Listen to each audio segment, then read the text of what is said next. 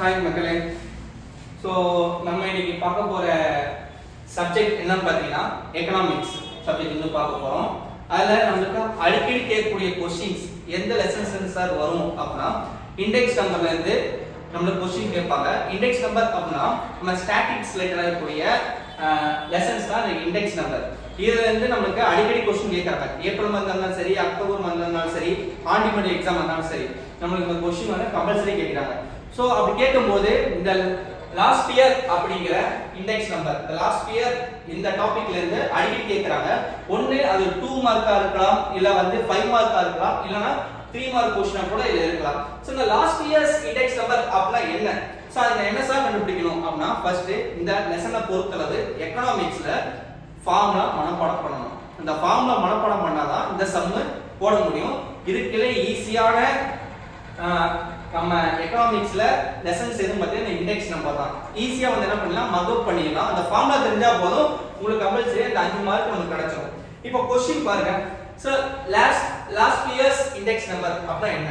இந்த last years index number கண்டுபிடிக்க first என்ன பண்ணா, ஃபர்ஸ்ட் ஃபார்முலா தெரியும். ஃபார்முலா என்ன பாத்தீங்கன்னா P01 sigma P1 then Q0 divided by sigma P0 then Q0 into 100.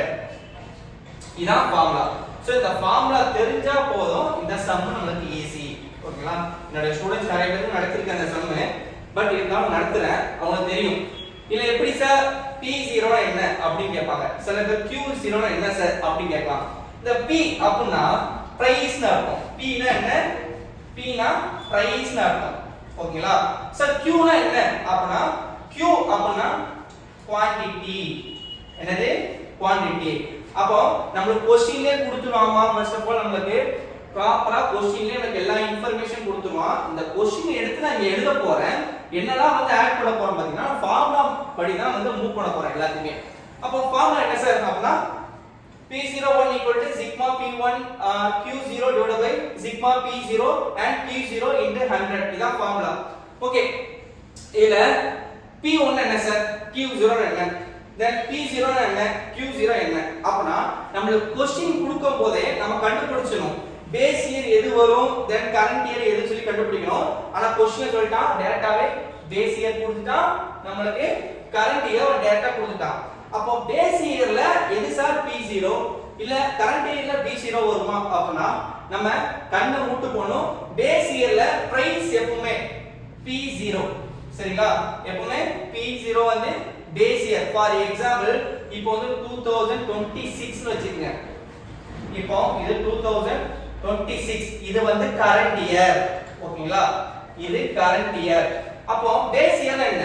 இதுக்கு முந்தின வருஷம் தான் நமக்கு பேஸ் இயர். 2025 வந்து பேஸ் இயர். இது நான் எக்ஸாம்பிளுக்கு சொல்றேன். ஓகேங்களா? அப்போ கரண்ட் இயர் நமக்கு தெரிஞ்சிருச்சு. அப்பனா என்ன வர போகுது, நம்ம P1 பிரைஸ்ங்கிறது P1, குவாண்டிட்டிங்கிறது Q1. அப்போ இங்க ஆட்டோமேட்டிக்கா என்ன பண்ண போறீங்க, P0 and Q0. அப்ப 0 எங்க போடணுமா, எப்பவுமே நம்ம பேஸ் இயர்ல போடணும். சரிங்களா? சரி, இது क्वेश्चन கொடுத்தா இப்போ நம்ம ஆன்சர்ஸ் மேக் பண்ணலாம் ஈஸியா. So items then base year அதுக்கு அப்புறம் பாத்தீங்கன்னா கரண்ட் இயர் அப்படி சொல்லி கொடுத்தான். கரண்ட் இயர் அப்படி சொல்லி கொடுத்தான். இந்த பேஸ் இயர் அண்ட் கரண்ட் இயர்ல நம்ம எந்த ஒரு மாற்றமும் கிடையாது. இதை எடுத்து நான் இங்க எழுத போறேன், அவ்வளவுதான் வித்தியாசமே. சரிங்களா? அப்போ இங்க நான் எடுத்து எழுதும்போது ஃபர்ஸ்ட் என்ன பண்ண போறேன், இது P0 and Q0, இது P1 and Q1.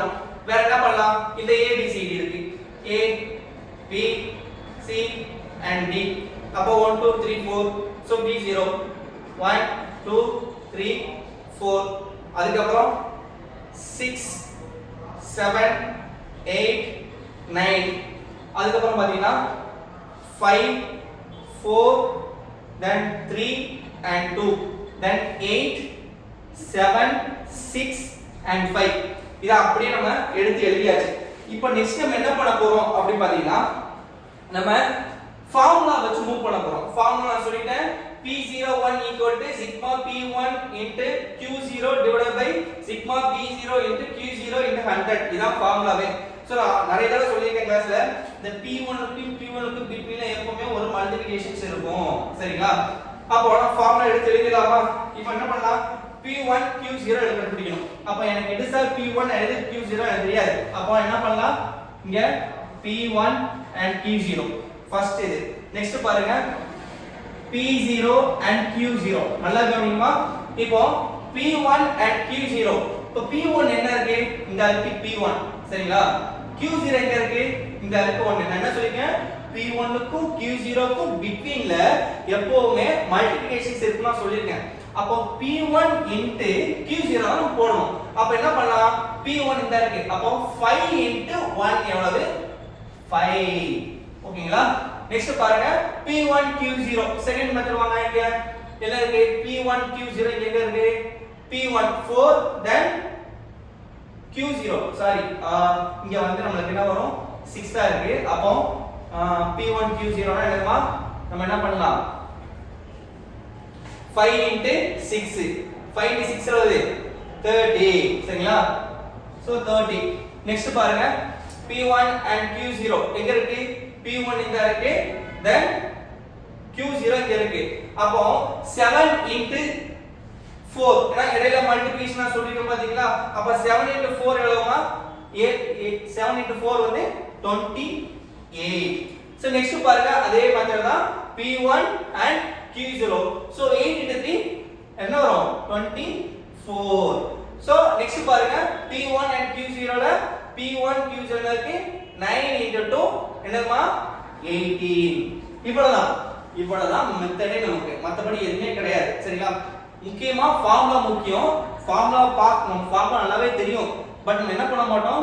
ஃபார்முலா தான் ஈஸியா தெரியுமே. நம்ம ஈஸியா எழுதிடலாமே அப்படின்னு நினைச்சு விட்டுருவோம். பட் அப்படிலாம் கிடையாது. ஃபார்முலா மைண்ட்ல இருந்தாலும் இப்போ அந்த P1 Q0 மல்டிப்ளை பண்றது ரொம்ப முக்கியம். இப்போ கொஞ்ச நேரத்துக்கு நானே கன்ஃபியூஷன் ஆகும் பாத்தீங்களா. P1 ஆ Q 5 into 5 போட்டோம்ல. சோ அப்படி வராது. ஃபார்முலா மைண்ட்ல இருந்தாலே போதும். அப்ப இங்க நம்ம கரெக்ட்டா இருந்தோம்னா நமக்கு ஆன்சர்ஸ் கரெக்ட்டா வந்துரும்.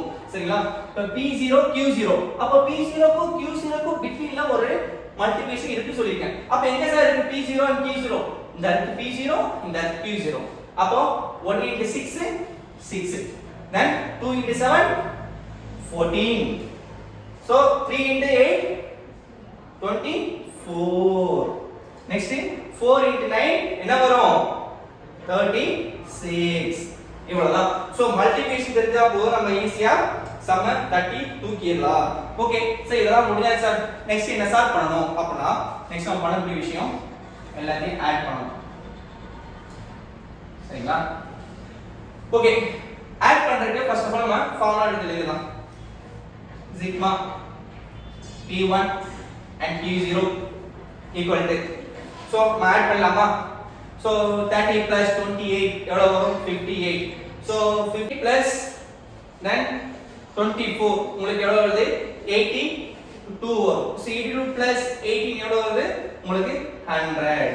ஓகேங்களா. அப்போ P1 Q0 ஓட ஆன்சர் வந்து 100 நம்ம கொடுத்தாச்சு. so next பாருங்க உங்களுக்கு P0 Q0 so 6 plus 14 and 20 so 20 plus 24 எவ்வளவு வரும் நமக்கு? 44. so 44 plus 36 எவ்வளவு வரும் நமக்கு? 80.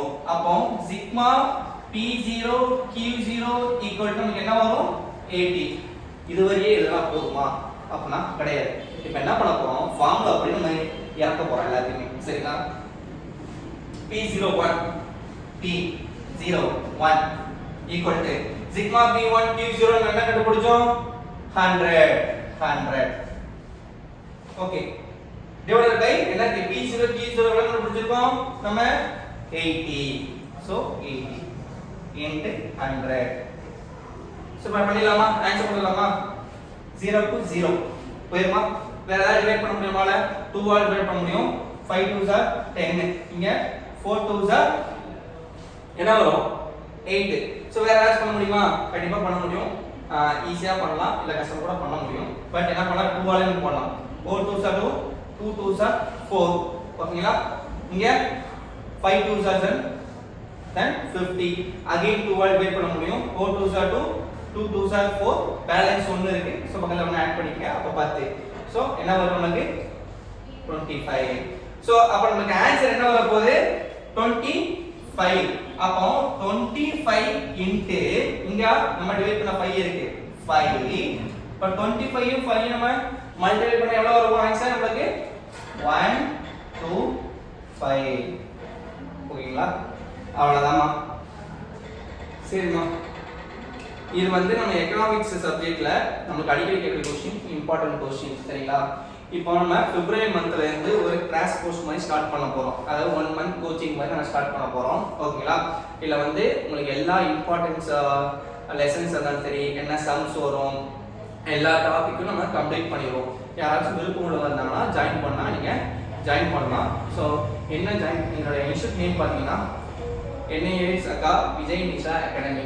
அங்கே வந்து நீங்கள் ஜாயின் பண்ணிக்கணுமா ஸோ கரெக்டாக பிப்ரவரி 1ஆம் தேதி நம்ம கிளாஸ் வந்து ஸ்டார்ட் பண்ண போகிறோம் என்னோட காண்டாக்ட் நம்பர் என்னன்னு பார்த்தீங்கன்னா என்னுடைய நம்பர் 8825795909 ஓகேங்களா என் பேர் விஜய் ஓகேங்களா கால் பண்ணுங்க இன்னும் அனதர் நம்பர் பார்த்தீங்கன்னா உங்களுக்கு நிஷா ஸோ இவங்க நம்பர் பார்த்தீங்கன்னா உங்களுக்கு 7419959692 இந்த நம்பருக்கு நீங்கள் கான்டாக்ட் பண்ணலாம் ஸோ நிறைய பேர் வந்து NISல அட்மிஷன் போட்டுறீங்க நாங்கள் படிச்சுக்கலாம் அப்படின்னு நினைக்கிறீங்க பட் படிக்க முடியும் ஆனால் பேசிக் தெரியாமல் இங்கே படிக்க முடியாதுமா அட்லீஸ்ட் ஒரு பேசிக் நம்ம தெரிஞ்சால் மட்டும் தான் எக்ஸாம் பாஸ் பண்ண முடியும் ஈஸியாக பாஸ் பண்ணிடலாம் சார் 33 மார்க் எடுத்தால் பாஸே அப்படின்னா பாஸ் பண்ணிடலாம் பாஸ் பண்ணிட்டு நல்ல மார்க் இல்லைன்னா ரொம்ப கஷ்டம் ஃபியூச்சரில் எந்த ஒரு காலேஜும் கிடைக்க நம்ம ரிஸ்க் எடுக்கிற மாதிரி இருக்கும் சரிங்களா அப்போ அதுக்கு முன்னாடி பேசிக் நம்ம நல்லா ப்ராப்பராக கற்றுக்கணும் அப்படின்னா என்னோட இன்ஸ்டியூட்டை கான்டாக்ட் பண்ணுங்கள் என்னுடைய அகாடமியில் வந்து அட்மிஷன் போட்டு கிளாஸஸ் வந்து அட்டன் பண்ணுங்கள்